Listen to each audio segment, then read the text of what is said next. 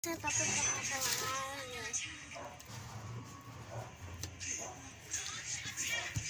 Isa mo ng ulas. Nakita yung 5 ko. Hanggang 5 nakita niya ba? Ano na dito? 3 o'clock. 3 o'clock.